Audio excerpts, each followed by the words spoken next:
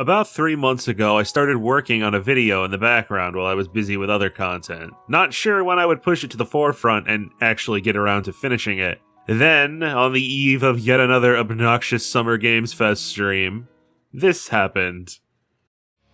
Venom looking at Oh god. It's Souls-like? a Souls-like. It's a fucking Souls-like. Yay! Again, whatever. That just seemed mean at that point. I'm sure it'll be fine. I'm done. I don't care. Unless it's Code Vein 2, I never want to see another Souls-like ever again.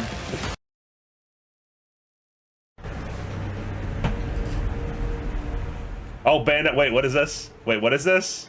Bandai Namco action RPG? Hang on. For some, Oh god. it heals. Yo, Code Vein 2? others. Code Vein 2?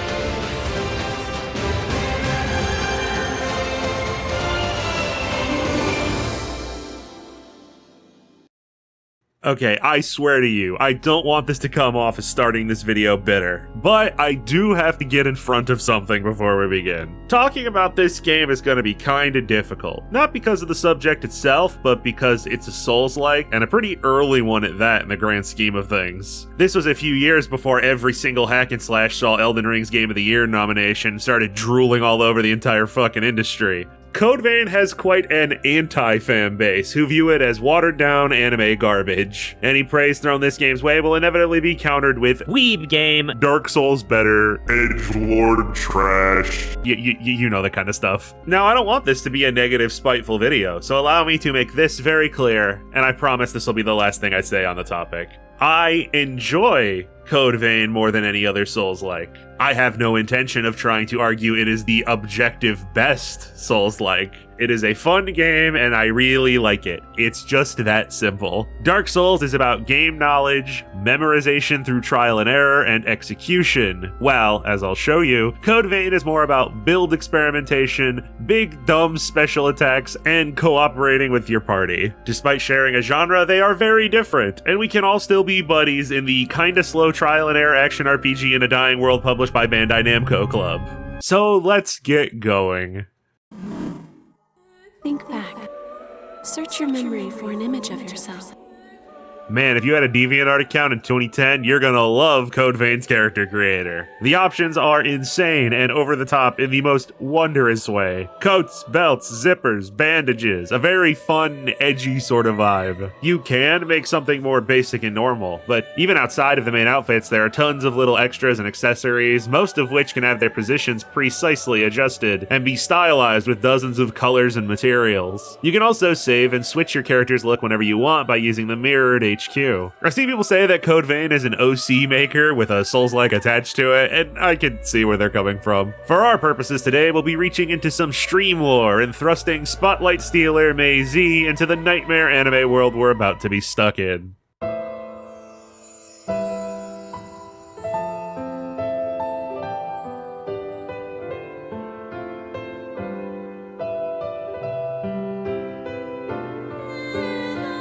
You're pretty abruptly dropped into a tutorial void, and the only reason I bring this up is because it's the first hint that Code Vein had some development issues. I'm going to be keeping a memory counter for every time something happens that I have more to say about, but can't do so immediately because more context is needed first. So yeah, remember this starting room. The lone woman beside us informs the protagonist that they are a revenant, a vampire-esque creature that drinks human blood to survive, and will return from death again and again unless their heart is somehow destroyed. Revenants have superhuman abilities dictated by their innate blood code. However, your blood code is broken, making the protagonist a void type, a revenant who can absorb and use the codes of other revenants. After practicing with the controls for a minute, the protagonist awakens to a woman in white clothes standing over them. Well, the word close might be generous. You're half dead, have no idea what's happening, the city you're in is barely standing. You're having a bad morning, to put it nicely. The strange woman seems to be looking out for us at least, until, like any good partner, she bites you and your blood spills on this white tree, which then becomes a better tree that drops one of those astrology healing crystals that people who think deodorant is a deep state psyop seem to be fond of. With poor May exhausted and the white-haired woman injured, the pair are soon captured by a group of expected post-apocalypse wasteland bandits, and are put to work hunting for blood beads against their will, under penalty of waifu theft. Blood beads are those teardrop-shaped crystals. They are filled with a form of plasma that sustains revenants, though nobody actually knows what they are or where they originate from. We're dropped down into an underground parking garage and forced to get searching with our new friend Oliver here. With his comically large hammer and my Silent Hill 2 pipe, we can take anything that comes our way. The first thing you can see is one of the biggest alterations to the usual Souls formula. We have a party member. You can choose to be accompanied by an increasing variety of edgy oddballs as the journey goes on, and when playing in co-op, your max party can increase to 3, 2 humans and the host's AI companion. The partner is completely optional if you're looking for more of a challenge. You can just send them home whenever you want. But be aware that the game is absolutely designed for you to be rocking some form of assistance, and I wouldn't recommend any new player go it completely alone. I'm moving a bit too quick here though. Let's step back and deal with the basics.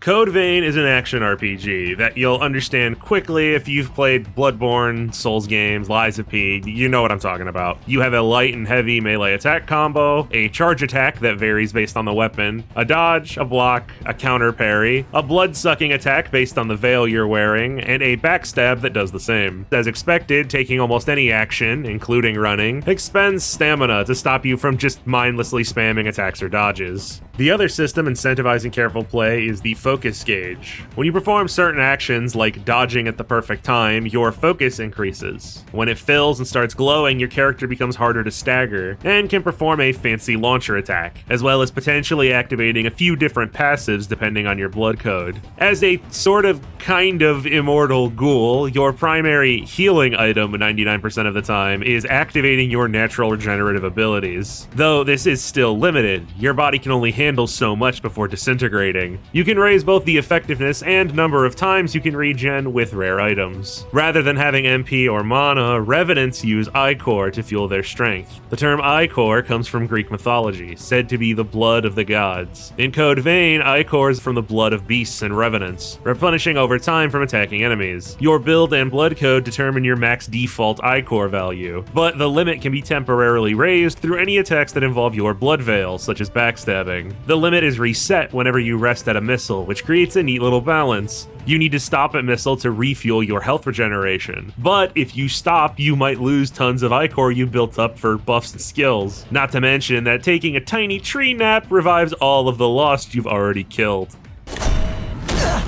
I am trying to explain the game to these nice people, Oliver. What? Oh, his gas mask is broken. That's probably important somehow. Well, he does insist we go ahead without him, and we shortly replace him with this raven-haired mystery pretty boy. His name is Louis, which doesn't spark any curiosity on its own, but I thought you should know his last name isn't in the game anywhere, unlike every other main character. He does have one, but it's hidden for some reason, even in promotional materials. Very interesting. We can cast aside our suspicion for now. Louis is a seemingly polite and genuine person who's happy to help us get out of this cavern. Oi, Oliver, pal! How the heck did you get in front of us like that?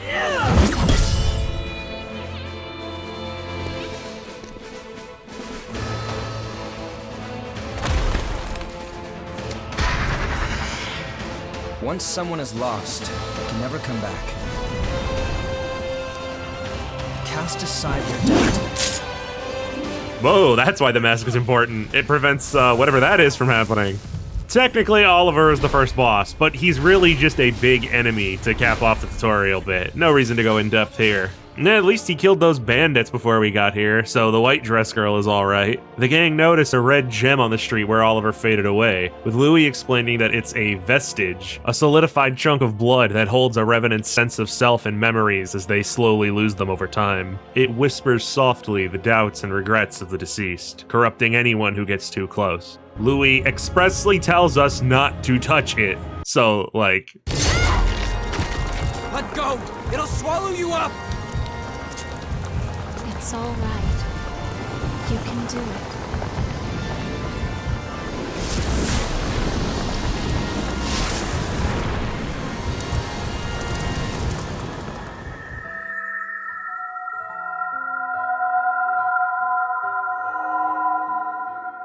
With the guidance of the girl in the white dress, we find ourselves inside a memory echo, a liminal space where the dying breaths of the dead become visible reality. This isn't a phenomena Louis is familiar with, but the group all witness Oliver's life playing out before them, and this won't be the last time we experience this brain void trauma theater. After seeing our ability to not only resonate with vestiges, but also restore the missiles with our blood, Louis asks us to come with him to his home base where he and other Revenant survivors are holding out. He gives the protagonist some of his own blood, which doesn't sate their bloodthirst at all, but does grant them his blood code thanks to the whole void type thing. Fun fact, Louis' blood code is called Prometheus. His elemental affinity is fire, and he functions as the main lore explainer. Definitely not a coincidence. Most of the blood codes have appropriate names like this if you look into them. Free from danger, Louis takes the time to elaborate on all the things our sad little brain damaged May seems to be unaware of. This city, in some materials called Vane, is now referred to as the Jail of the Mist, an entire region surrounded by a red fog barrier that prevents anyone or anything from getting out. The air is filled with a corrupting miasma that worsens the Revenant's condition, causing them to frenzy and lose their memories. When a Revenant loses the last fragments of their humanity, they break down into the Lost, which are the monsters we've been seeing. The Revenants are trapped inside seemingly indefinitely, and with the amount of humans dwindling and the blood springs drying up, the situation is looking pretty not skibidi, as the kids would say. We get a chance to meet our new companions and vendors here. Yakumo, a kinda goofy main character partner type guy. Coco, the item vendor who looks like she just pulled in from a NASCAR-themed hooker convention. Davis, a visiting soldier who helps us scout out some bonus dungeons later on. And last for now is Rin, the team's armorer who can sell you equipment and upgrade it using certain materials. We should take a moment to see how Io's doing as well. That's the white girl's name, by the way. There is some Greek mythology spread around the terms Code Vein uses, and Io is no exception. Io is said to have been one of the several trillion women that Zeus was fiending for, because that's basically the only thing that ever happens in Greek mythology. The point is that she was a priestess who either by Zeus or his wife Hera, depending on the source, was turned into a cow. Stuff happens, she wanders the earth, meets Prometheus, gets changed back into a human. It's not really important. Maybe I'm dumb, but there aren't really any major parallels between the two that don't kind of feel like a massive stretch. If Io provided you with blood, or at least had horns or something, I'd kind of get it, but she doesn't, so I imagine her name was just chosen because it's a name from Greek mythology, and it sounds kind of like Icor. She doesn't really have any particularly bovine-esque quality. Shut up, I see you type in the comment already. Grow up. So, what the heck are we even doing here? The plant-like structures that grow the blood beads are drying up, but the gang noticed that all the missile and blood springs grow along the same connected network of veins that run beneath the ground. So, the first act of the game sees us heading around the city to find blood springs and trying to discover the main source they all lead out from. The first place to investigate is the ruined city center, which is the first real level that gives us a taste of the main gameplay loop of Code Vein. Killing hordes of things before they kill you, and exploring a bunch of branching paths to find more weapons and vestiges so we can acquire more blood codes and fully prepare ourselves before we reach the next boss. The game isn't easy or anything, but the enemies right now are mostly basic dude and dog. So apart from this one tricky section where you're sniped at while skittering along the edges of a giant pit, that expected Granted, Souls-like difficulty hasn't exposed itself just yet, though you will start to feel your damage dropping off around now if you're still using the default loadout. So let's discuss leveling and how to strengthen yourself, which is one of the aspects of Code Vein I appreciate the most. Killing enemies grants haze, a fancy name for XP, which gets converted into levels when resting at missile. Unlike the usual games in this genre, the stats that raise for each level are predetermined. You might be shaking your head and worrying about how such a choice completely destroys build variety, but in my opinion, it really does the opposite. Let's talk about blood codes and gifts. With Io's help, the protagonist can see into the vestiges of lost revenants, taking their blood codes into themselves. Blood codes are classes, and there are around 24 of them to learn. They have a large sway over your attack, defense, magic ability, I-core value, and carry weight, which determines the sorts of equipment you should be using. Heavy physical attackers, mages, supports, you'll find at least 2 or 3 codes that fit your preferences by the end. Aside from their innate stat changes, each blood code also has 4 passive gift slots and 8 active gift slots. Passive gifts are almost all number boosts. More HP, more I-core, higher damage with certain weapon types, raising your stat proficiency so you can equip better gear. Active gifts have to be used manually and consume I-core. Active gifts cover both special attacks and magic, elemental spells, buffs, and status cures. Even if you're going for pure striking power, there are still a lot of physical attack arts to use your I-core on, making it a valuable resource for all players rather than just projectile spammers. Gifts are unlocked with haze as well, but by default a gift is stuck to its blood code of origin. However, if you use that gift enough, you'll build experience with it and eventually learn it so that it can be used in any builds. I completely adore this power system. It is, in my opinion, the best gameplay mechanic Code Vein has. It is slightly disappointing that you can't select what stats to level, but the trade-off is being able to effortlessly switch and experiment with all sorts of different character setups without having to reset and replay the game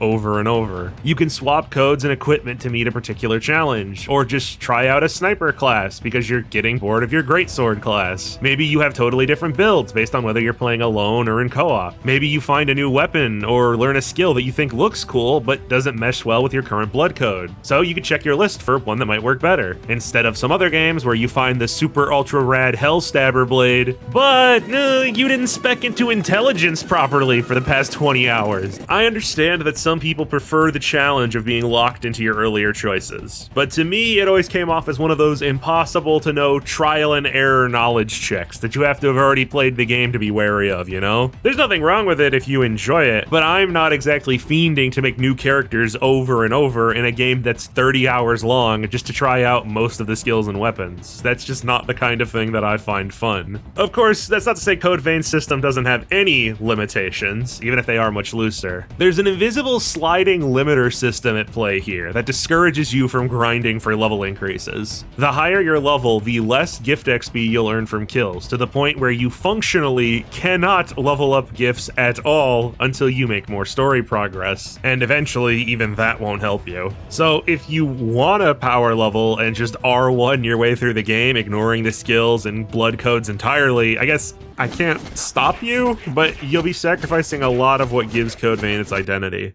Skipping over a small subplot about saving a human, the trio is ambushed by a rejected Darkstalker's character pitch. The Butterfly of Delirium can be a nasty first boss, because she's very hostile to close-range melee builds, which is very likely what a new player will be using when they start out. Half because she's cosplaying as a damn Beyblade, the other half because she's constantly leaking poison. Even Dark Souls has the courtesy to save the poison till a few levels in. It is a lot to ask the player to defeat their first real boss when it gives them arguably the most detrimental status effect in the game, while their health and regeneration are too low to offset the poison damage. A new player probably won't realize this, but items and buffs are very important in Code Vein, and the game expects you to use them often. Make sure you have a few venom vaccines before waltzing in. The poison effect lasts such a long time that you're pretty much sure to die if you don't remove it manually. If you're really stuck, you can return to home base, and I believe around this time,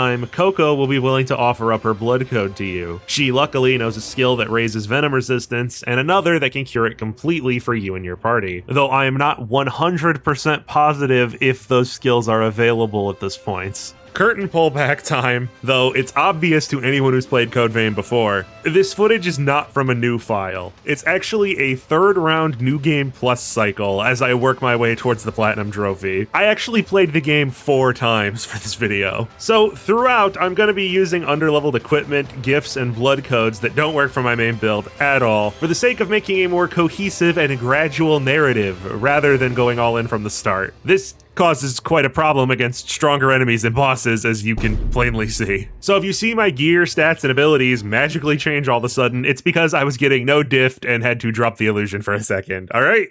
The party passes through the butterfly's nest to the dried up trenches. Don't ask questions about the geography of this place yet, it gets worse later. Our rush to hit things and look for pale trees is interrupted when everyone hears a voice. Louis's voice. Only Louis isn't saying anything.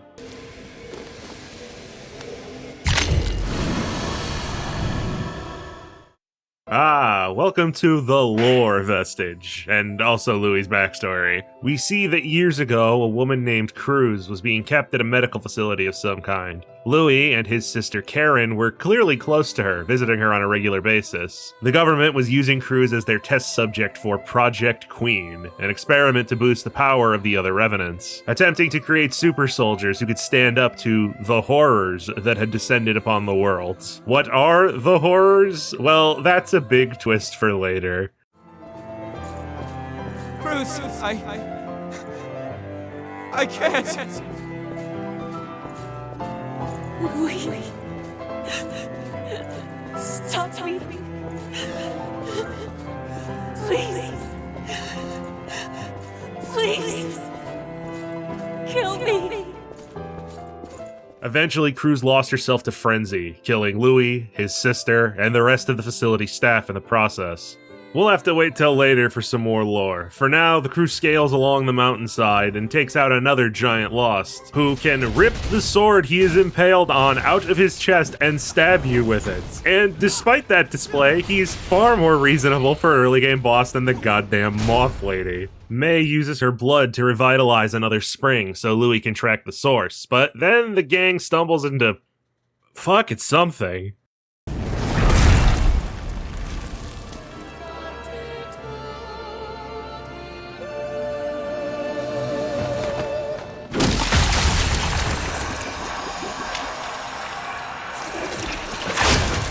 Well, I've seen enough. I'm just gonna throw myself down a hole now and pretend I didn't just witness that. The Sunken City is the worst area in the game, and I don't even have to think about it. It is the embodiment of boredom. Visually drab and lazily laid out with big, slow, easily dodgeable enemies. It's also flooded everywhere, meaning you have to slowly slosh around most of the time. It's just a huge empty puddle with piles of garbage everywhere. No other area even comes close to this. It feels like such a strange outlier.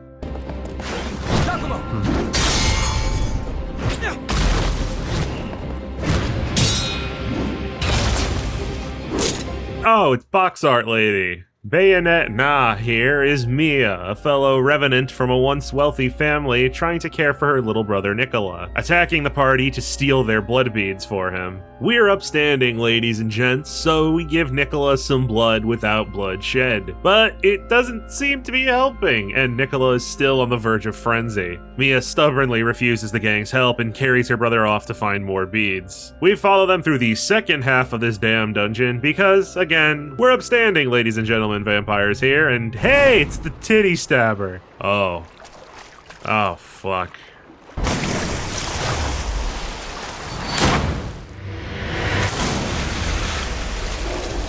Hatsune Miku! Now that's how you do tonal whiplash. The Invading Executioner doesn't take a break on the status effects and introduces you to Slow, which isn't so much a speed reduction as bolting your toes into the ground. Thankfully, her attacks are mostly heavily telegraphed with a lot of wind-up, except one. On a first run, this dash move is devastating. On New Game Plus, it's an instant kill. I wouldn't mind if there was any wind up to it, but nope, she's just suddenly moving. Her entire body becomes a hitbox. Even if you're behind her, having a partner is very helpful here, especially with how large the arena is and the possibility of being slowed. If you're playing with just the AI, it shows how quickly we need to replace Louis. His gifts are mostly physical, and he's not exactly a tank, so he will just slam his face into every boss and die immediately. Damn it. I'm normally all for top violence, but not like this. Not like this.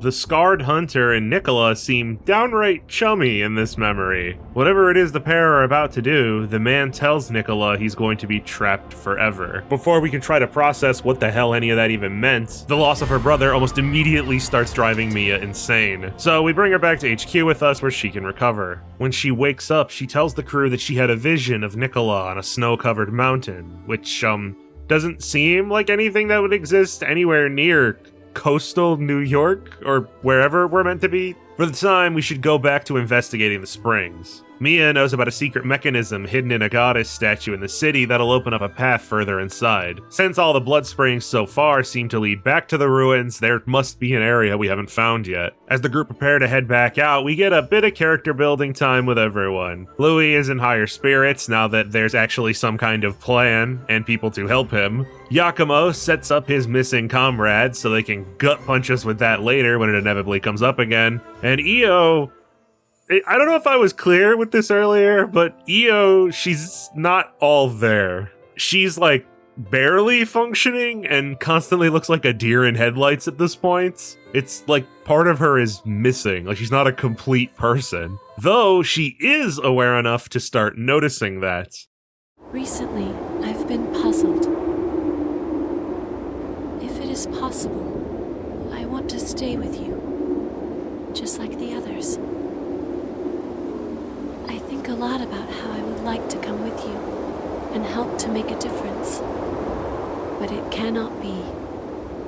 I am unable to fight, so I would only put you in danger. I have to continue doing what I must. That much I am sure of.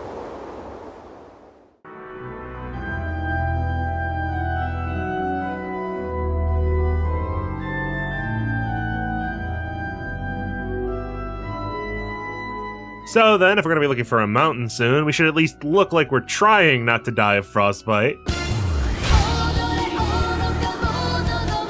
The rest of our gear could use some refinement as well. Code Vein only has 2 physical equipment slots, or 3 sorta. Your weapon and your blood veil. You can set 2 weapons to quick swap between, but still only use 1 at a time. Weapons can be upgraded using queen medals to a limit of +10, which raises their attack. Novel concept, I know. You can also choose to bind an element or status ailment to a weapon using chromes, but doing so drops its base strength to compensate. I can't tell you much about this because I did not see the use of it for the most part. I'm sure there are uses for this somewhere for someone who experimented with it more than me, but I ignored this aspect of upgrading almost entirely, and I've beaten the game 6 times. Your blood veil is a special cloak that syncs with a Revenant's body to create elaborate eye-core sucking murder devices. You might think of blood veils as armor, but that's not really their purpose. They do affect your resistances to different kinds of damage, but enhancing them doesn't raise their durability. Rather, it increases the power of your gifts and eye-core drain attacks. How do you raise your defense then?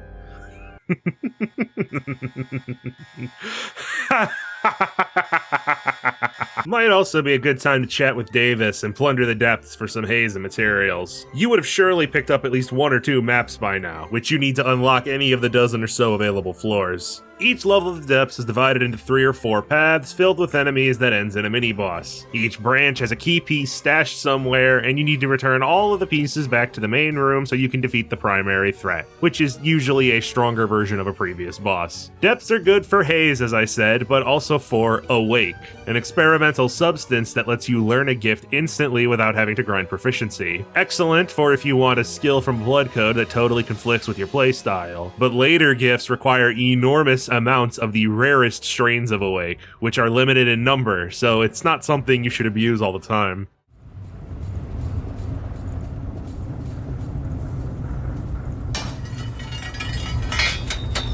Hang on, that's the secret path? Did we not own a fucking step stool to get there before? The Cathedral of Sacred Blood. One of the best areas in the game on your first playthrough. And a fuck-jetting nightmare when you're trying to beat the game 4 times for all the endings. I adore the visuals of this place. The sterile and naturally formed white structures, the way they get splattered with blood as you cut and smash open the Lost. A new class of enemies starts appearing here, angelic-looking knights who can teleport directly on top of you, and they do not care how fast you're running or how far away you get.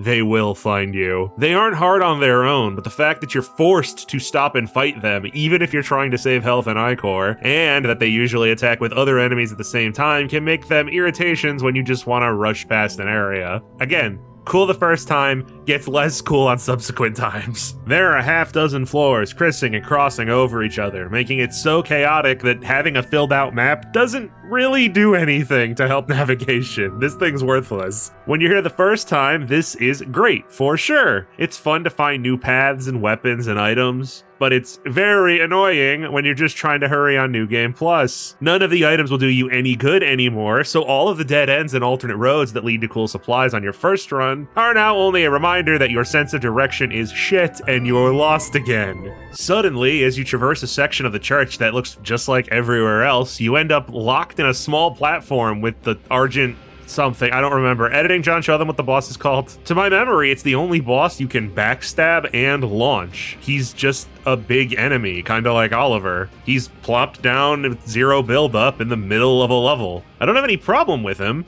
He just gives really thrown in at the last second vibes, a supposition that might have some merit to it. Behind him is a large vestige that looks suspiciously more important than the ones we've been vacuuming up lately. We see ourselves among the ranks of Revenant soldiers gearing up for Operation Queenslayer. I wonder what the goal of that campaign was. We witness the owner of the vestige dying at the hands of the queen herself, and then... Wait a second. Whose vestige is this?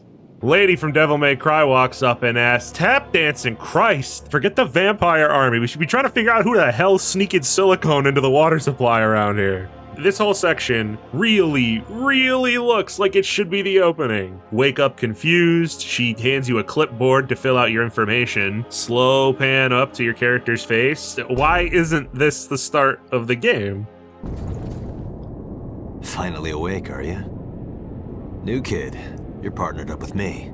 Hold the phone, emo flap. I know you. This is Jack, our new buddy. Soldier of fortune and stabber of anime girls. Let's go kill us a queen. You may have figured this out, but the fast travel menu confirms it. This is our vestige. Some traumatic event must have happened to our dear May in the past that caused a trunk of crystallized trauma to fall out of her. We're in a militarized zone near a giant government complex, attempting to find and kill crews. This area is not as winding and confusing as the cathedral, but still loops in on itself a handful of times, and I swear there are 2 areas that look exactly the same, and it always screws me up.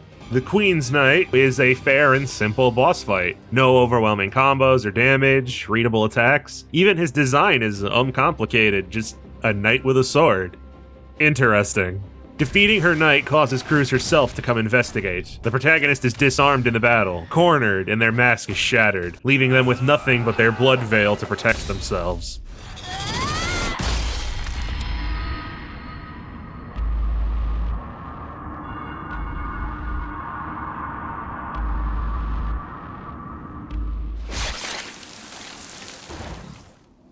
Well done.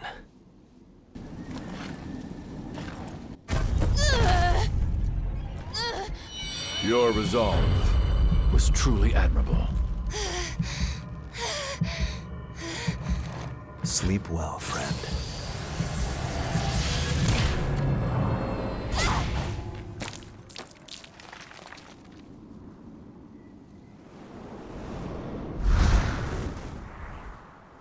Then you're just plopped back into the cathedral. No dialogue, no nothing. It's quite jarring, but as I've said, I will explain why I think this section is even here at the conclusion. Placement aside, that's our deal. We were forced into a position where all we could do was defend ourselves with our blood veil, absorbing the Queen's blood and getting reluctantly murked by Jack before we frenzied. Back to finding the blood spring. The second half of the cathedral is more of the same, in concept. While the first half was a little confusing, you could still look at your surroundings and get an idea of where you've been and where to go. The second half is a series of 7 nearly identical towers split into 4 floors each. They all have very specific exits and entrances that have to be traversed in a very particular order, back and forth, to get the 2 keys you need to eventually find your way to the end. I'm going to help you here actually, to save you some strife, because the main reason this area turns into a maze is a single decision you make near the start. You climb up from the starting missile and follow the path for a few seconds until you eventually reach this pair of ladders. If you take the lower ladder, this area will suck. You will get lost and have to backtrack in circles around the entire damn level. If you take the higher ladder, this will be relatively painless. Up the ladder is a rooftop dead end with a key in a chest. You need this key at the end side of the stage to open a door. If you missed it, you'll just assume it's somewhere you haven't been yet and waste all day retracing your steps and checking optional areas until you eventually maybe head back to the very start and realize you didn't use that other ladder.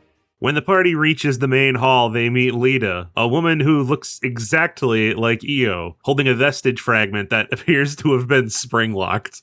This one belongs to Aurora, a research colleague of Karen and one of the first scientists to study the BOR parasites that were later used to create revenants. But we'll have to search to learn any more about that. Throughout the main areas from here on are several vestige shards lying around that are very special. If you find all of them in each zone before fighting the boss, you can piece together the memories and lives of the creatures you're about to face before they transformed. This not only gives you access to some higher tier blood codes and gifts, but the ending you receive revolves entirely around the amount of these vestiges you piece together and when you do so. Details later.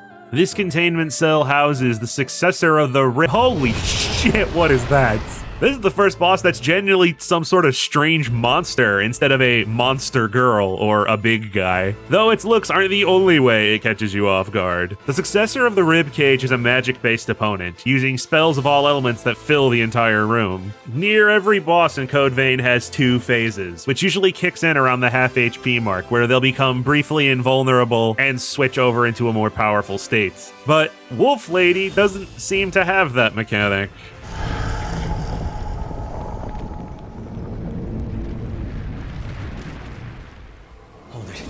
Something's not right.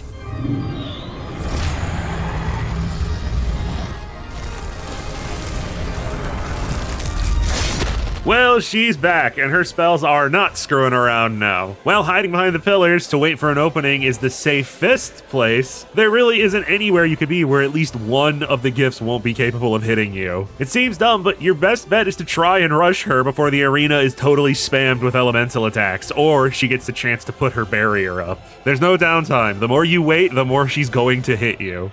Once we take her out, the Blood Friends get a better look at its remnants. A bizarre purple cocoon, just like the one Jack was screwing with, which seems to just be a large vestige, or at least functions like one. It's all right. You can do it. Please, save everyone.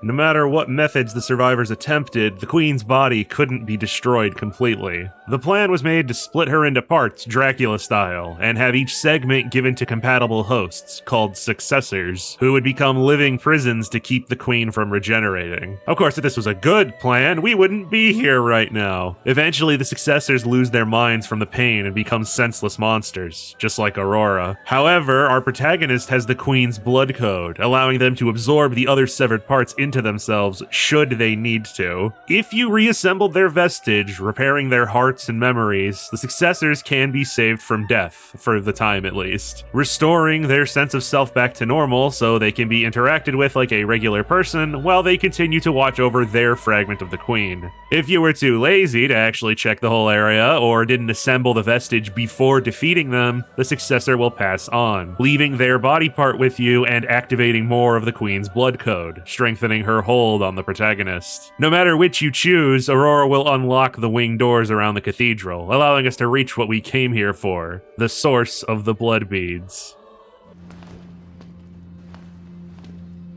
So it's true. It was you all along. Karen.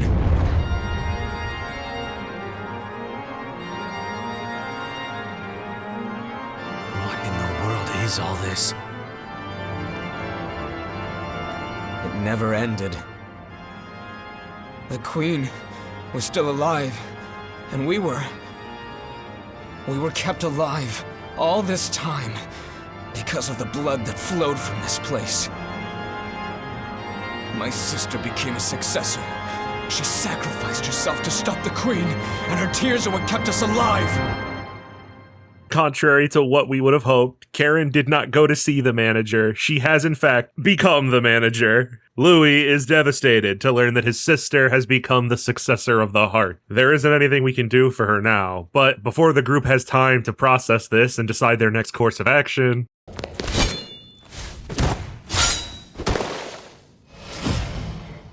The hunter. the textures. Jackie boy even remembers us. How sweet. Boss fight time. No? There like really should have been a duel with Jack here, right?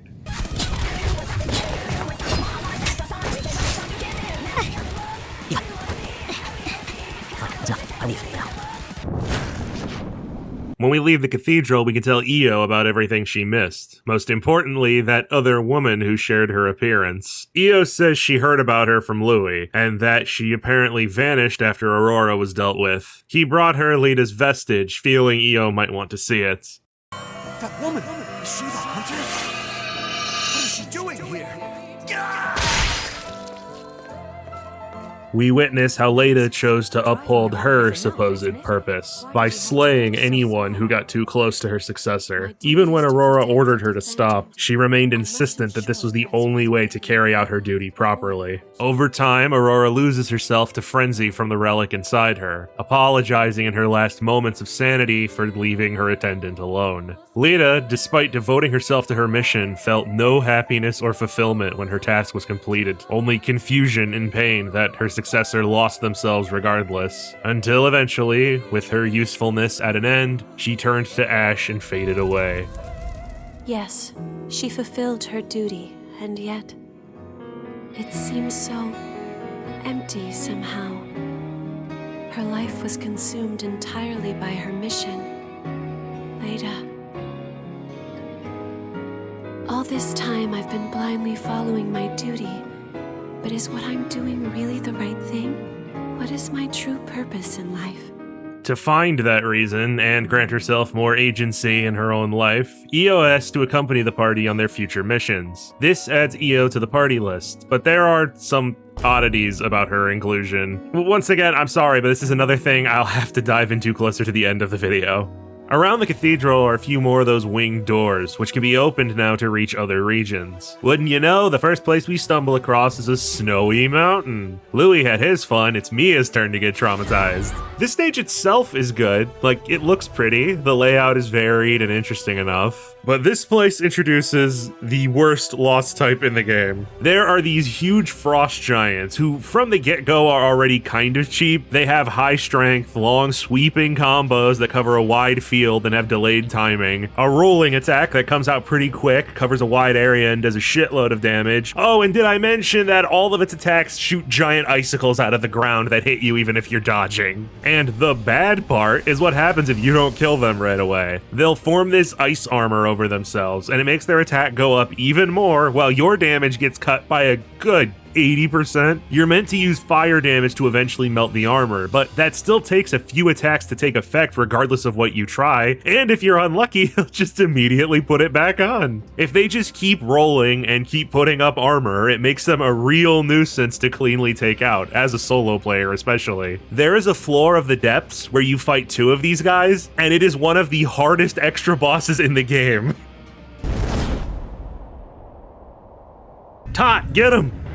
Ah, you can't hide forever, small child. He leaves behind a vestige explaining why a vast frozen mountain range popped up in the middle of New Jersey or wherever the hell this is. Each successor chooses their domain, and Nicholas selects an icy mountain because Russian? I don't know, I'm going off the hat pretty much. We also see that Jack was pretty gentle with Nicola, and in fact, the wee lad was determined to become a successor himself, wanting to keep the world safe for his sister who always looked out for him. The Nicola we saw earlier was a clone of himself he created using the Queen's power to accompany Mia because he didn't want her to be worried about him or hurt by his decision.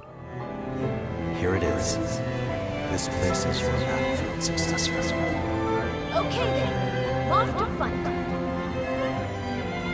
You're the bravest fighter we have. After restoring his vestige with his attendant, we head in to battle the successor of the Breath. He's large and slow, with his high defense not really being enough to counteract the weakness the former traits bring. The only move I want to draw attention to is when he charges with these rocket thrusters, which seems really dumb and at odds with his Frozen Knight design. Unless you noticed that his backpack looks like a little rocket ship. That's a super cute detail. The siblings are brought back together, unless you're a worthless monster who didn't collect the vestige fragments, you dick. And Nicholas stays to guard his relic while Mia continues following the party on their quest. Since we just covered ice, it stands to reason by video game rules that a lava-themed region is next on our successor-slaying agenda. But out of nowhere, a distressed Eva comes knocking on our door, teetering on the edge of frenzy and begging the gang to go save Jack.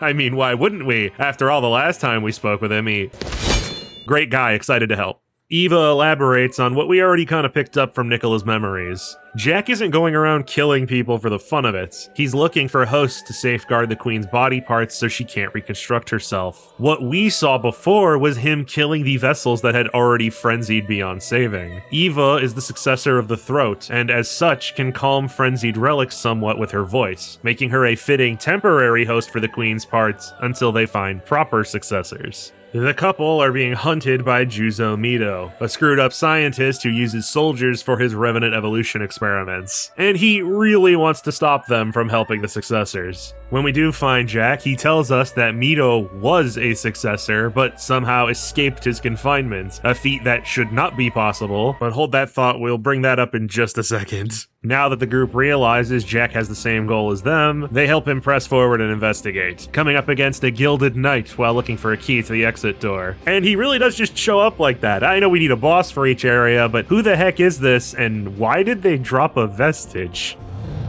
This person's memories certainly get across just how evil Mito is, featuring him scooping up whole groups of teenage orphans to experiment on. If they died from his evolved soldier testing, well, all the better. Just turn them into revenants and keep on testing. This night, Miguel was one of them, and Yakumo was another. His experiments never ended. He used my friends over and over again, like they were just objects.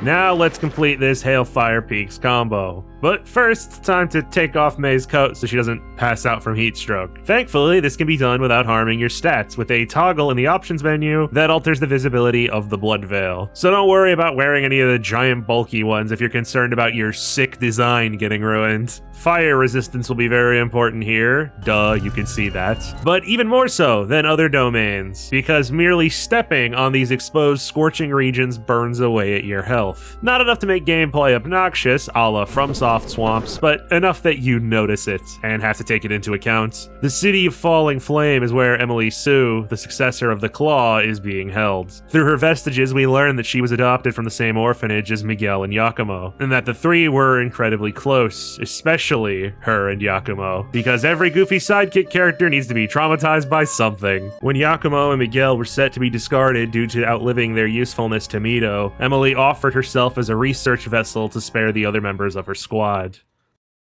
So, I tried my best, but I really can't nail down this part of the story. It's the only detail that bugs me. Earlier, Jack said that Mito was a successor, one trapped in a crypt at that. However, Mito escaped, something that should be totally impossible. Jack also states that he no longer detects a relic in Mito's body, but his crypt is still up and functioning correctly. My initial thought was that Mito removed his own relic and forced it upon Emily, which is how he's able to roam freely and why Jack couldn't detect his presence anymore. I think this is what the game is implying happened.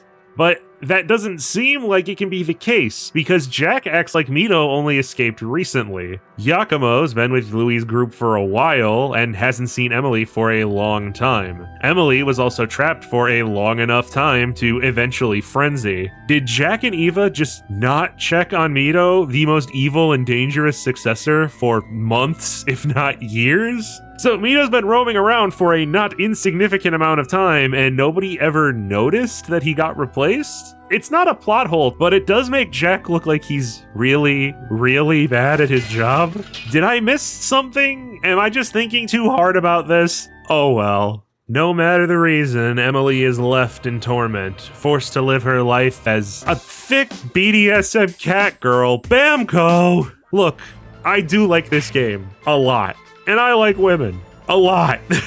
But I am so glad that just from the small bits we've seen of it, Code Vein 2 is going for more complex and variable monster designs. 90% of the bosses in this game are just generic full armor knight or conventionally attractive lady. And while the designs aren't individually bad, it starts feeling really uninspired at a point. The successor of the Claw is a good time for me to show you a strategy that will be borderline mandatory later. Her attacks appear to be greatly skewed towards just dealing elemental fire damage, rather than being split more evenly between fire and slash. So if you stack up some flame buffs,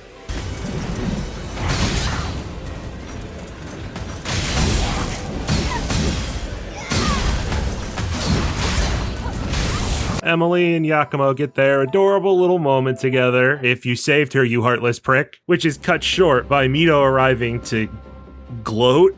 He tells the crew that while they were away, he has forced Eva to frenzy by injecting her with some science bullshit. Mito and his goons job out Jack, who probably still hasn't recovered from just a few minutes ago, and dip, leaving the vampire pals to try and find Eva. Cutting back through the snow-topped mountain that Mito mentioned, we arrive at the Crown of Sand, a town flooded with, well, just guess. The main lost here are these large mantis-like fellas, some of which have kinda dangerous sand manipulation abilities. Very dangerous sand manipulation abilities. The challenge of this region is the deeper sand pools, which slow you down like wading through water. And worse, it sucks out your ichor, making intelligence and gift focus builds severely disadvantaged here. You might think, well, since you're constantly low on ichor, it'd just be smart to try and perform a ton of blood veil attacks to gather more instead. Well, good news then that they chose to litter this stage with the enemy type that has the single worst backstab hit detection in the game, so good luck. I make the whole place sound bad, but it really isn't. I think the lack of ichor is an okay gimmick for this one area, and it forces you to play a little differently. If it stretched on for more than this, I'd be complaining about it, but it's fine as is.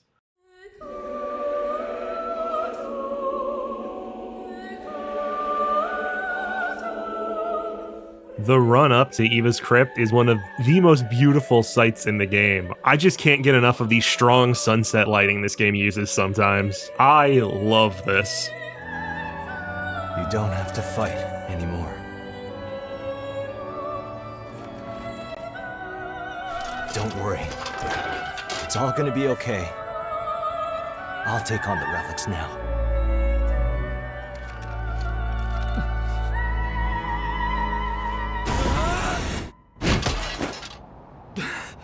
Don't try to stop me.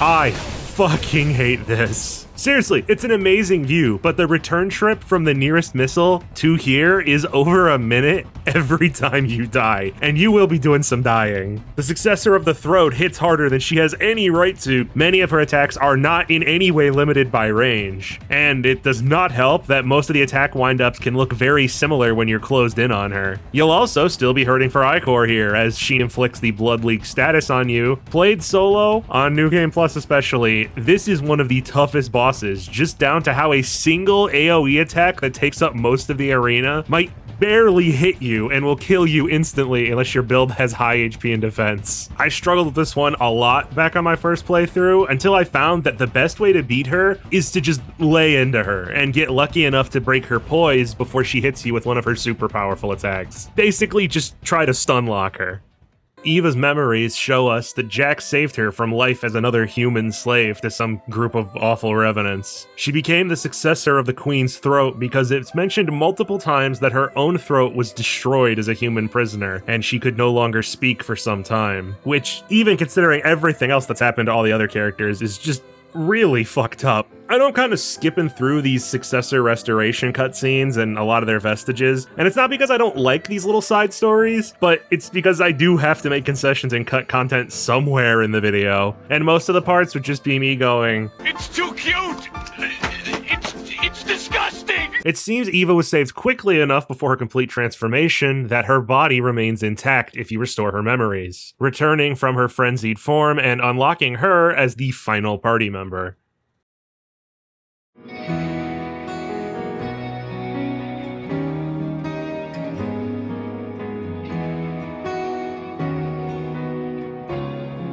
Out of time to save any more successors, everybody plans to go into the spire up ahead and make their way to the Provisional Government Center, the crypt of Gregorio Silva. Juzo's scheme is to cause all the successors to frenzy until they either die or a hunter like Jack is forced to kill them, at which point their relics will seek out Gregorio, as he is the successor of the brain. Gregorio Silva is the man we saw briefly in our vestige. He's the leader of the Cerberus organization tasked with keeping the remaining humans in the city of Vane safe. He's also Cruz's father. He took on the Queen's brain and with it its control abilities, creating with it the Jail of the Mist to stop the lost and the infecting miasma from spreading. If Gregorio were to frenzy, he would lose control of himself and the barrier would lift. The Crypt Spire is a cool area, but it is a nonsensical arrangement of very unsafe floating platforms. Not to mention every enemy is a huge bulky tank who hits like a van. But I'm done pretending to be on a first playthrough and have finally switched to my endgame build, so...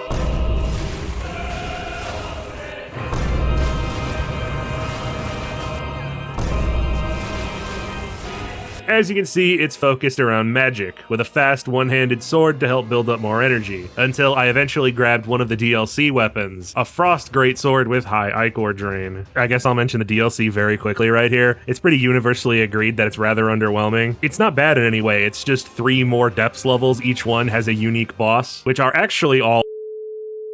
I don't think it's worth the $30 or whatever the season pass cost when it came out, but the season pass is on sale so frequently that if you could snag it for like $10, all the extra gear and blood codes that you get from it are all pretty useful. You could probably use some of that stuff real bad too, because we're getting to what is many players' rage quit point. The Blade Bearer and the Cannoneer. As I've said, Code Vein focuses more on experimentation and class building rather than systems knowledge. This is your one hard knowledge check, and I don't blame anyone for not realizing it. These two are a nightmare. Imagine Ornstein and Smaug, but they're both constantly casting magic on you at the same time, and the arena is smaller with less cover. I was stuck here for at least an hour on my first playthrough. Not only because I was playing solo at the time, but also because I had never learned how vital resistance buffs are. Thick Bitch 1 deals mostly ice damage, and Thick Bitch 2 mostly fire. So what? Pop an element resist tonic and be done with it? That barely helps. Ah, but you see, friend, every different variety of buff in Code Vein stacks. Tonic resistance and gift resistance are listed as separate boosts, as is the infinitely useful Elemental Wall, a skill you can learn from Eo's blood code that increases all type defenses. With this strategy in your pocket, these two go from an impassable wall to an uncomfortable speed bump, as you can negate near all of their fire and ice damage. I didn't want to tell you this until the end of the video because it can trivialize a lot of earlier boss fights as long as they deal elemental damage.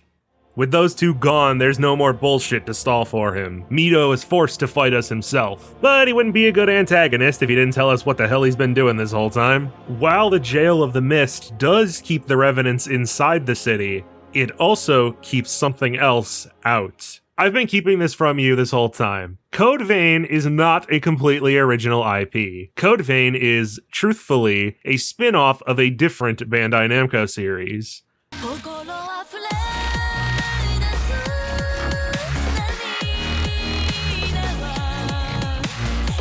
God Eater is a series of games very similar to Monster Hunter that began on the PSP. It also takes place in an apocalyptic future, where an alien form of life called Oracle cells were discovered. These cells rapidly advance and evolve to combat any threats, adapting to devour anything in their path. They eventually began to form complete creatures named Aragami, who destroyed most of the world. You play as agents with God Arcs, special weapons constructed of those Oracle cells that are the only thing capable of killing the Aragami by destroying their core. Well, what the heck does any of that have to do with Code Vein? God Eater mostly takes place in Japan. America is mentioned in God Eater to be totally unknown and off the grid for some time, with nobody sure of what was happening there for many years. It's unconfirmed, but from what I can tell, Code Vein takes place before the first God Eater game, during the time where America was off the grid and thought to be lost. So it seems the point of Code Vein is to ask, without God Arcs, how are the other parts of the world combating the Aragami? The answer is Revenants. Stateside, Revenants were created to defeat the Horrors, but when Cruz frenzied and was subsequently killed by the protagonist, Gregorio chose to become the vessel for his daughter's brain, using the power to create the Jail of the Mists and keeping the Aragami from entering the region, as well as keep the Revenants and their own monsters from getting out and making things worse. Mito's plan is to free himself from the jail and attempt to drain the Aragami to increase his own strength, a plan that he obviously never accomplishes, so there is no direct on-screen information on if it would even work. Guess it depends if you think the DLC is canon or not. Hell, there's a non-zero chance that the BOR parasite that created the Revenants is related to the Aragami and Oracle cells somehow, since Revenants are capable of killing, at the very least, weak Aragami, and only Oracle cells can defeat them as far as we know. But I'm no expert on God Eater. Whatever, we're gonna blow Mito's stupid ass out anyway, crossover IP or not. My boy here loves spamming projectiles, some slow, some fast, some delayed, as he dashes at you all the while. Mito is a test of patience, having to wait out all of his various magic attacks until you're 100% sure you can attack him safely. He's also capable of inflicting inhibit on you, which completely removes your ability to use any gifts, so be sure to have vaccines for that on standby. Even though Mito is killed, Gregorio's sanity is still weakening, thanks to the relics that he had already freed. And this leaves May, the only person who shares blood with the Queen, a difficult choice to make in the near future. For the time, all we can do is head to the crypt where Silva is. The party arrives at the site of Operation Queenslayer, the Provisional Government Center. Welcome back, May. We head to the main compound in the distance, avoiding the many snipers and being super careful about accidentally rolling into the giant holes everywhere while you're fighting. Something I've never done. Ever. The crew rematches the Queen's Knight, and Io, who was definitely here the entire time for every cutscene, why do you ask, requests your help to look into one final vestige fragment. Cruz's vestige. I'm sorry. I wasn't strong enough. Now everyone is. Still, if you can help me atone for my sin.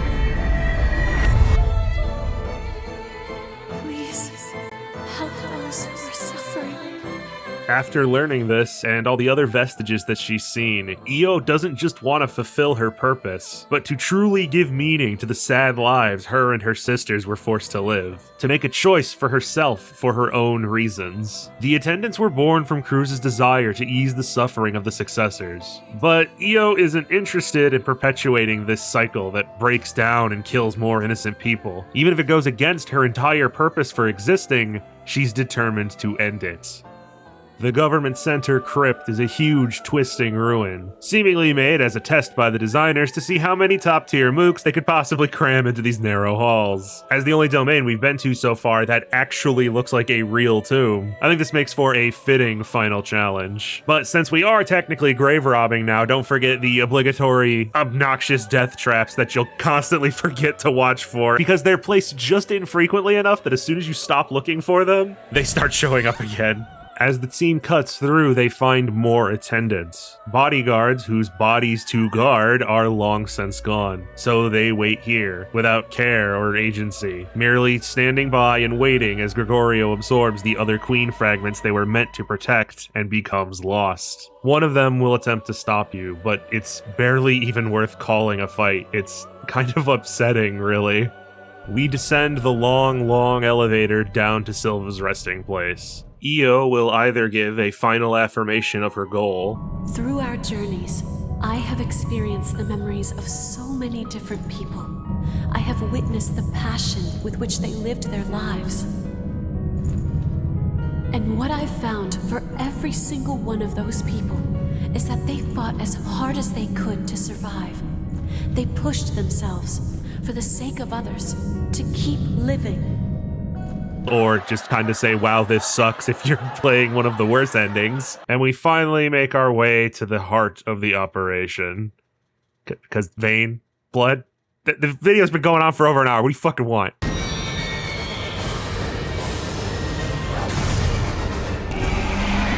Silva can definitely be a tough fight, but I think in my brain he's so completely overshadowed by the next phase that I really don't think of him as being that difficult. He doesn't have a huge variety of attacks, but he does have a unique gimmick. Rather than switching through his phases halfway through like most other bosses, he has 6, I think, completely separate phases where he'll stop you, become invulnerable for a little bit, and power up. The thing that offsets this is actually the same thing that causes it. Because he takes so many breaks to power up, you get plenty of breaks to restore your health and use any items or buffs that you need.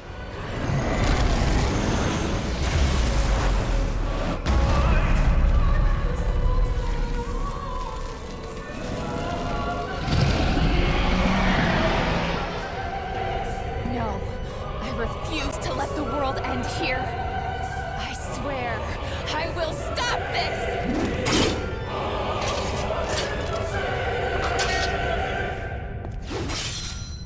Oh, the fucking Virgin-born. I know it's only fitting that the final boss is the biggest hurdle in the game, but this thing does not feel like a good, fair final challenge like Silva did. For starters, it does something that I hate when any Souls-like does it, making the enemy so impossibly huge that you can't even see half of its body while you're attacking. It has multiple melee attacks, multiple projectiles, an AoE that if you're in the wrong position with a slow build, I'm convinced you just have to eat, and this insane light spear attack that is either completely effortless to dodge or seems totally impossible. Sometimes she leaves space for you to run into a proper position, and sometimes it seems entirely unavoidable. And you know what? I would get over all of that. I would accept it with no qualms if it wasn't for the fact that the boss also has very picky locational damage. Hitting her legs does almost nothing. Hitting her chest area does a little bit of damage, but you have to hit her head to get any kind of meaningful HP off of her. The problem with this is you can target the legs and the chest, but you cannot target the head, meaning you're forced to either finagle around with a very large weapon and hope you can hit it at a proper point and not get hit back, or maybe try to throw magic while it's stuck in an attack animation or distracted by one of your partners. It just seems really artificial that you can't target the head. Like, there's no logical reason my character would not be able to aim their fireball up slightly. And I know I said it a lot,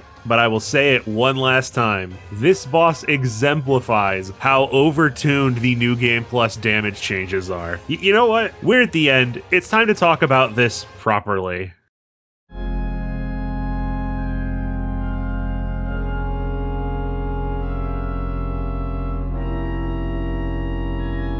Code Vein has 4 endings, but before we get to them, you're gonna have to play the game 4 times. So let's wrap up the gameplay first. One of my biggest personal preference problems with Vein rests here. For reference, I've played New Game Plus in Dark Souls 1, Bloodborne, and Elden Ring. None of them scale as sharply and ferociously as Code Vein. The game has like 7 increasing difficulty levels, but fuck you if I'm ever even attempting to go past 3 or 4. Even with high-level blood veils with high defense, you can take maybe 3 hits from pretty much anything, and that's just regular attacks. A lot of the main bad boys and girls have attacks that will flat out kill you in a single burst that deals like 2,000 to 3,000 HP. You're basically forced to stack multiple defense buff spells to stay alive, which is a neat trick to use elsewhere, and I can appreciate it in the base game, but it becomes cumbersome when it's nearly mandatory. The problem is that your defense is the only stat that can't really be increased. Leveling up blood veils does not raise their sturdiness, just their offensive prowess. And once you hit around level 150 of 300, you get soft capped and leveling just stops doing anything significant. In the main game, this doesn't affect you because the balancing is much better and you're getting significant HP and stamina boosts from each level. But as the challenge ramps up from playthrough 2 onward, when you start going through New Game Plus cycles, your attack has increased dramatically from all your weapons and gifts, while your survivability has barely changed at all. It's here where you can really feel the game was designed to be played with a party in mind. Sure, you can pump up your vitality to S+, but your damage dealt is going to start suffering hard at that point, if you're playing on your own. When you're squatting up, you can form specialized classes that complement each other, which is a fine way to go about it and is fun. I cannot recommend enough that you play this game in co-op, but I feel when there are so many escalating challenge levels, the difficulty gaps between them could have been narrower. Now, having gone through all of that, I'll toss the developers some credit. You don't actually have to face the enhanced enemies on New Game Plus. It's totally optional. In fact, you can turn the difficulty down 1 level at any point in your playthrough if you find yourself stuck. This is an amazing feature and an acceptable compromise, but it doesn't change the fact I do wish the difficulty scaling would have been a little more gradual. Now that you're ready for 3 additional clears, it's time to go on to the actual endings.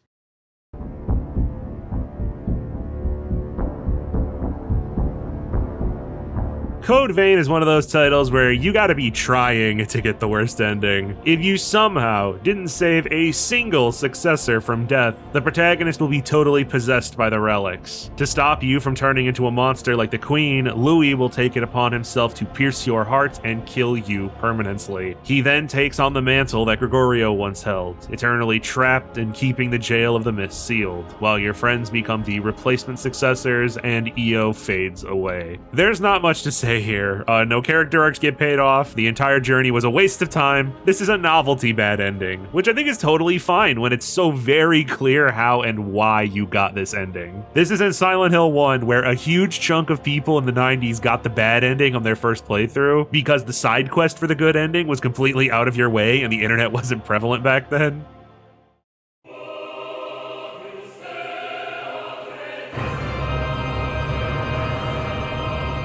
The middle of the road ending might as well be called the not as bad ending. If you restored at least 1 successor, but not all 4 of them, the protagonist decides to take Silva's place in maintaining the Mist, becoming a catatonic husk of themselves while a petrified EO sleeps by their side. At least you're not dead? Not really anything else positive to say about this ending. It's not even hilariously dark like the first one. Just continuing the pointless cycle. It's barely an improvement on the last one outcome-wise. For so long I wandered around aimlessly, searching for... After defeating the Virgin-born, the protagonist attempts to absorb the relics, only for EO to step up and do the same. In the end, no matter who I may be, even if I serve as little more than an empty vessel, you have stored so many precious memories inside of my heart, and I promise I will never allow them to fade away. Whatever happens, I will always be with you.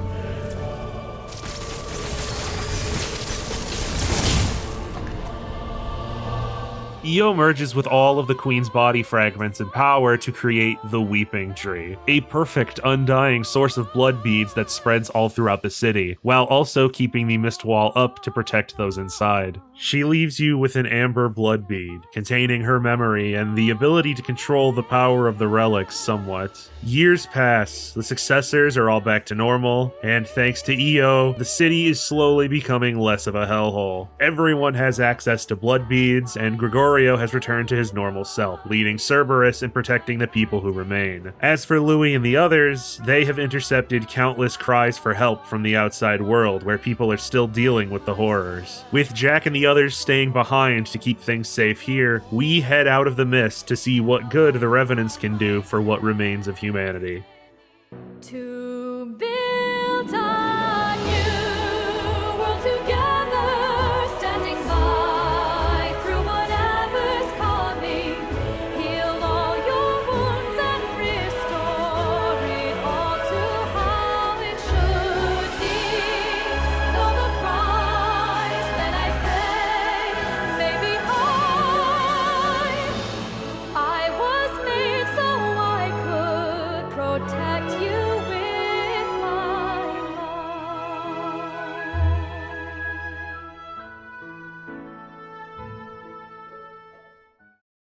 But I did say there was 4 endings, and that's kind of true. The 4th ending, often called the Io ending, is identical to the good ending, barring one final shot where the protagonist turns back towards the city at the last second and says Io's name. To get this ending is the same procedure as the last one. Save all 4 of the main successors. Only now, you also have to recover all of the Eos vestiges from the other attendants and show them to Io. I don't think they would have bothered counting this as an entire new ending that has to be cleared to get the Platinum Trophy if this extra scene wasn't meant to mean anything. But also, I don't think there's a correct interpretation of this ending, and it's vague on purpose to cover their butts with whatever they decided to do in the future, even if it's just incorporating any of the cast into a future God Eater title. We know successors are capable of cloning themselves, so that's a power the Queen had. They also could have done something with the Amber Blood Bead that basically seems to contain Io's soul. My point is, I don't think Io would have stayed 100% gone in a hypothetical Code Vein 2, and maybe she would have been like a ghost or a spirit or something that followed the protagonist around in their head.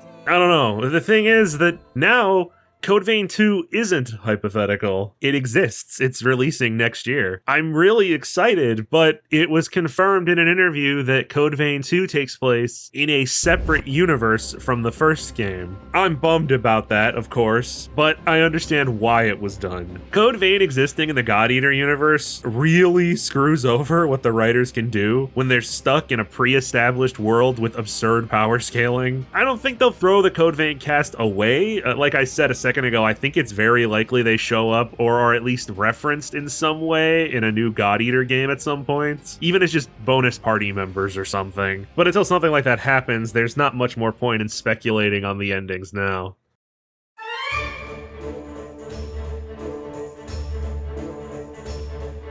Alright, time for all the extra weird shit. If you aren't interested in cut content and dumb fun speculation for the sake of dumb fun speculation, this last section isn't for you. We'll start off with my major theory and branch off from there. What I'm about to talk about is a lot of speculation. Again, I have no proof of this claim I'm about to make. I have found a dozen posts on various websites supposedly confirming it, but I cannot find any direct sources, only secondhand accounts.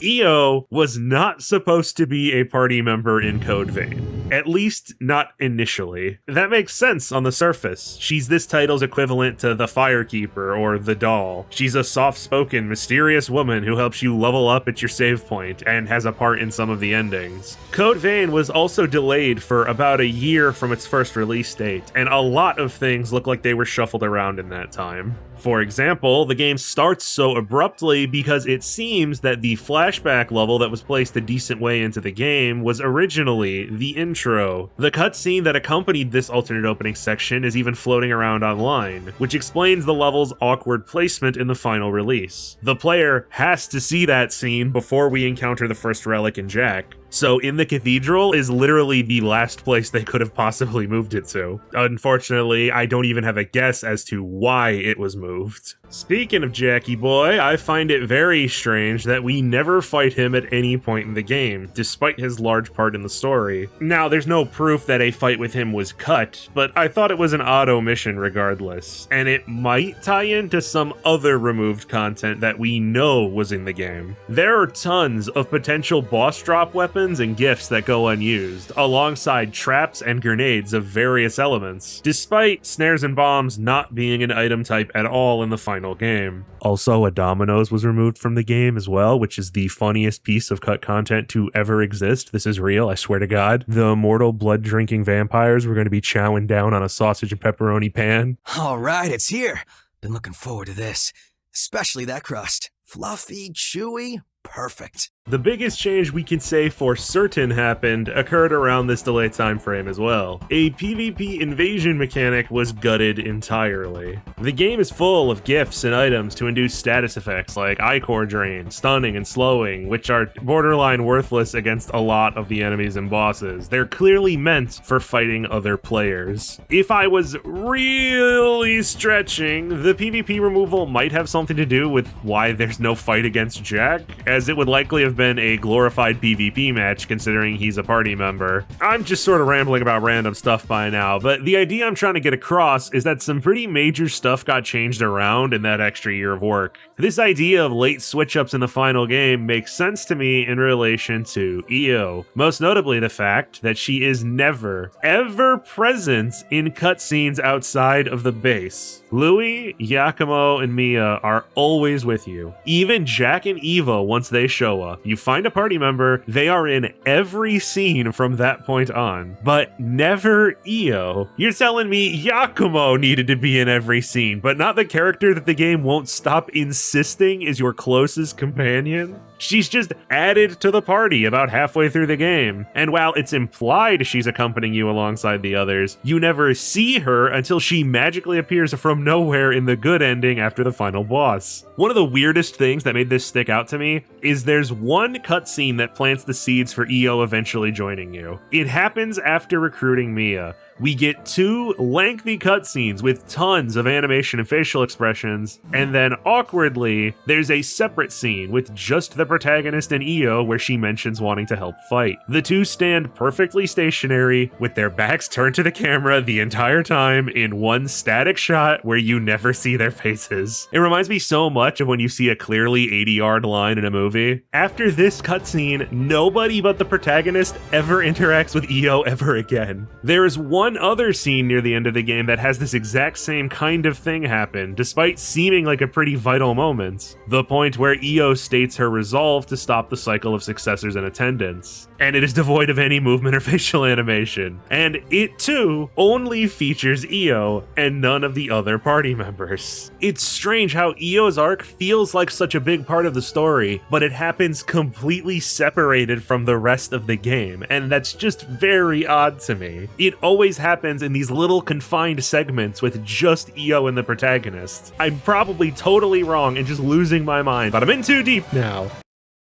I don't really have a big weighty conclusion for you here. I've said everything that I feel I want to say about Code Vein. It's dumb at times, it's got some system problems, it's full of weepy anime melodrama, and I could not love it more for that. Sure, Bloodborne is probably still my pick for the best Souls-like out there, but I would be lying if I didn't say Code Vein is still my personal favorite. I love the style, the locations, the world, my stupid anime characters and their stupid sad anime stories. I don't need to say anything about the music, you've been hearing it the whole time, you can judge for yourself. And it's amazing what skills and easily respecable characters can do for my interest in a game like this. The game is almost always on sale on every platform that it's available on, so if you want to give it a go, it really won't cost you that much. I think it was like $6 in the last Steam summer sale. It may not scratch that hardcore gaming itch that a lot of Souls players are looking for, but it's a little more forgiving, a little more relaxed, and a little more over the top and fun. It's depressing in a, oh my god, how could this happen to me kind of way, and not in a, oh my god, this is miserable kind of way like FromSoft games usually are. Of course, I still love those stories as well.